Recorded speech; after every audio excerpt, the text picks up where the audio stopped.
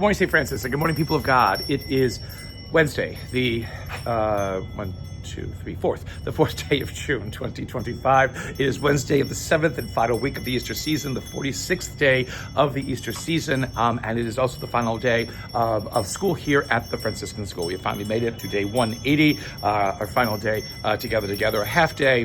We have just celebrated our final morning prayer, and the bells for Easter were rung one last time here for morning prayer. Again, the Easter season is not over, but I got to take the bells back now for next year. We will have praise and worship together to close out the year at 10:30 this morning, and it's a half day, so everybody will then go home, and the summer finally begins. But yet Easter still continues for the next couple of days, midweek of this 7th week of Easter, and again, Paul continues his farewell speech in Ephesus before he boards the ship that's going to take him to Jerusalem, and there, again, they will attempt to try him, and he will then say, "No, because I'm a Roman citizen, I demand to be tried by the Roman authorities." So then he will be sent to Rome, where eventually he will experience his martyrdom according to tradition. We do not have that recorded in Scripture at all, but Paul seems to allude to the fact that it might be a negative decision in his favor once all this begins.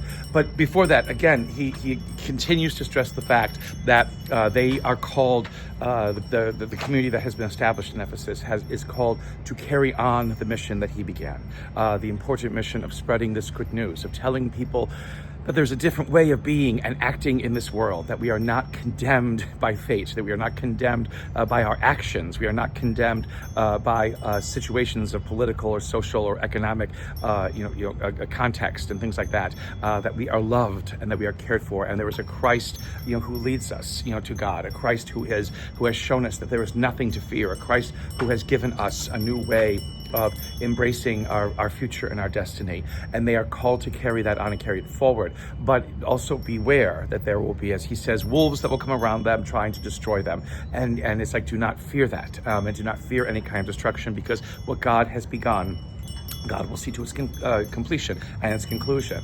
And then Paul goes back in again and says, he does say at one point, "I'm not responsible for any of you," which is a terrible thing to say.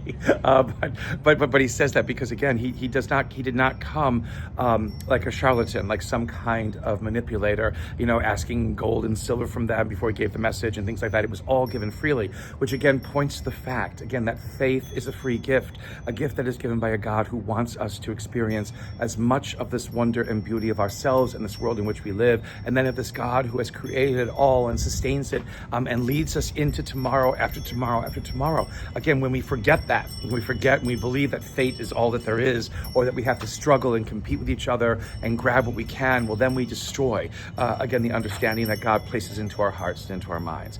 Don't let that happen, Paul says. Make sure that does not take any place in your heart, and that you remember what you are called to.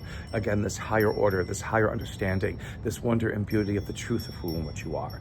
Again, it ends. Again, Paul has said yesterday that he will never see these people again, and they lead him to the ship. They are weeping and very tragically sad, because again, he has become a part of their life, as well as he a part of theirs, and they don't want to see him leave. So again, this is one of the more touching and more beautiful passages of Paul's effect on people. Sometimes it was good, sometimes it was not. But here in Ephesus, it seemed at the end, as he moves to the end of his mission, that he seems to have gotten the message right. And because of that, touches these hearts, so much that people are moved, at his departure from them.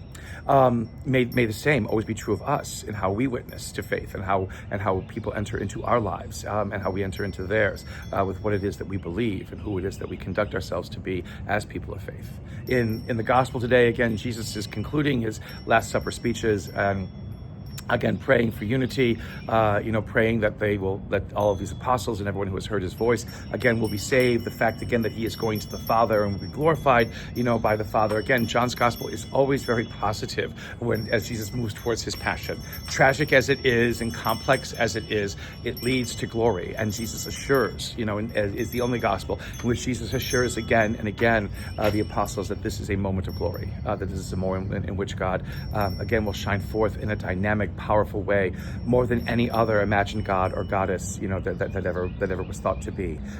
And because of that, again, those who are called to carry on. And the reality is, we are called to live in this world, because this is where the message has to be spread. Not in heaven, not in some afterlife, but in this world. And so we need to live in this world, to recognize its wonder and its beauty, to show what this world can be, what it must be, as a creation of God. If we don't, then we discredit this world and its goodness, and thereby rob the world, of its ability to recognize God within it, or that the source of all that there is lies in this world, of all that we believe, first and foremost, lies in this world, because in this world lies God, in the presence of God, always and forever. It is important for us to always remember that and to be conscious of that. And hopefully, again, this Easter season has taught us something about that. Because again, if we lose sight of that, then this world is a terrible place that we must escape. And it isn't about escape. It is entering into and experiencing the wonder of what it is that God has given us. A continued blessed Easter season, St. Francis and people of God. A happy beginning of summer for the Franciscan School. May the Lord give you his peace.